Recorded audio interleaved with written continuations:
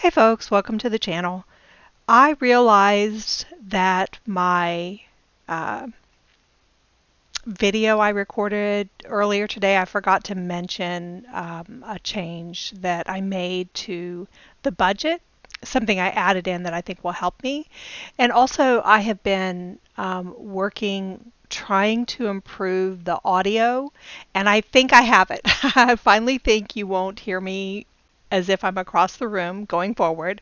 So this is going to be the test run on the new audio settings. I'm using all the same equipment. I've just adjusted some of the system and device settings to try and record a little bit better.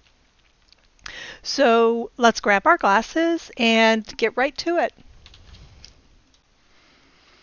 All right. So when I went over the March weekly February check-in, I wanted to mention that I created a new page that's going to help me as my month progresses. Every month I have two paychecks. It's a given. I know that I'll have one paycheck that manages funds at the beginning and one paycheck that hits somewhere around the 15th or the 16th, occasionally the 14th, so sometime in that range. So in order to calculate a monthly budget, then I need to break up my expenses into really two different paychecks. And so what I did was, and this is seeing how other people did it, I took inspiration from a couple of different YouTubers and how they organized it, but this is what I landed on. So what I did was, in the categories that I have for budgeted expenses, I have the amount for the month budget, and then I have the check one expenses, and then I'll have a balance. And then when the end of the month rolls down, I'll add the remaining expenses, and whatever the remainder, it'll be a plus or minus. So this will help me as the month progresses. For example, if I know I have, let me find one. So I know I have $400 for food, and if I've spent $205, then I know that I shouldn't spend a full $200 for the second paycheck. If you're using cash envelopes, it's really easy to track these kind of things because you're putting money in an envelope and you're going to the store and you're using it, and you just use it and until it runs out, I presume. So this so there's a positive and negatives to using different ways of tracking your budgeting. And the negative of not having cash envelopes is it's harder to kind of track how you are managing your budget through the month. And I think this answers, at least solves that problem, so I can at least kind of track what's going on. So I wanted to share this and let you know that I'm going to use this going forward. The other thing is, so there will come a time where I'm not putting all that money into my debt. And so while I was studying this and I was putting this together, I realized I could use this also as a tool to say, okay, if we think in terms of all of my dollars should be assigned to something, so we're talking about zero-based budgeting, then arguably my expected income should equal my expenses, right? So what I did was I said, okay, so this is roughly what I've figured out what my budget is going to be so far. I do expect it to change. The budget by paycheck method and also truly tracking my spending and budgeting for real is new to me. So all of these things I'm kind of I'm refining every month to figure out what I need for my household and how I should be setting up my budget. So if I have the intention that every dollar is going to have a job, then I'm going to say if I have $5,300 coming in, then I expect I should be assigning all $5,300. So if I go up here and I exclude the debt and I exclude the sinks, then I've only assigned $3,352 a job. So that means that I need a little over $2,000 to be assigned to something. And of course, it could be sinks, it could be debt, but in the coming months, I will be refining my budget so that I account for every single dollar.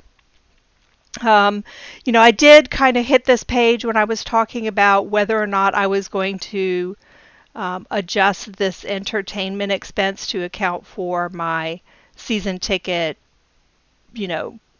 payment plan from March to October. But I didn't actually talk about it because I completely forgot. The other thing that I've been working on that I'd like to share is, again, this is when I'm finished paying off my debt and looking at this right here. How am I going to assign every dollar? I have gone and kind of reimagined this sinking fund page. I started highlighting and doing all kinds of stuff, and I ended up thinking I have to redo this because this page has become a mess. Because I really wanted to denote what were the actual bills, what in all of these sinking funds are going to either automatically be drafted from my account or are bills that I'm going to receive that I know I'm going to have to pay. You think in terms of, and I kind of highlighted them, but then, like I say, things got a little hairy here. Personal property tax, the vehicle registration, the prime, BJs, those kind of things. So I reworked it, and now have my sinking funds 2.0 here, and I separated the bills, the things that are actual billed expenses, and I am including my travel for 2025 because I have agreed to pay this amount, and it is coming due in April 2025. So for travel for this year, I consider this a bill. So I've added them up here. And then I've put my variable expenses down here. I kind of separated the emergency funds here, and then I have a car fund that I'm eventually going to start filling in. But I'm not doing that. That's like so far down the road. I can't even. It just can't be put into here right now. So what I imagined is that per month, what can be put into my savings account to save for these sinking fund categories. So until April, I really need to be putting $1,050 for the bills. So $1,050 until April, and that's so that I can pay this. After April, my bills just amount to $47, which is, I have a rollover of $47 almost every month, right? So that's just how much is left over in the account at the end of the month, so that's not a problem. Now the variables that I have here, if I want to fully fund these within 1 year to meet the goals, I would have to contribute $1,348. And then the other one is for the emergency funds. And this is where, you start thinking about how you can actually manage your finances. And it just gets me excited when I think about this because even though I've not really had issues with my finances, I rarely had debt. Occasionally something like what happened in the basement would come up, and I might have a month or two where I would have to pay off something that was unexpected. But generally, I've never really given thought to having an account that if something does come up, I don't have to go into debt. It's just right there. It's available to me and I can use it, and I don't have to stress about it. So this is kind of exciting to me. And so what I was seeing when I was looking at this is because of this debt right here, once this is done in April, well, that turns from 1,000 to 47. But if I look at the emergency funds, if I just save for the 1K until through April at $84, well, if I pick up like that remainder, I can start saving for my 10K after I've finished paying for this travel. So, this is too much to account for like that overage that we saw over there. But eventually, I think that things are going to kind of even out a little bit. And even though I may not be able to contribute to all of the variables all at once, I think it's certainly reasonable to start investing in both my 1K and 10K emergency fund very soon.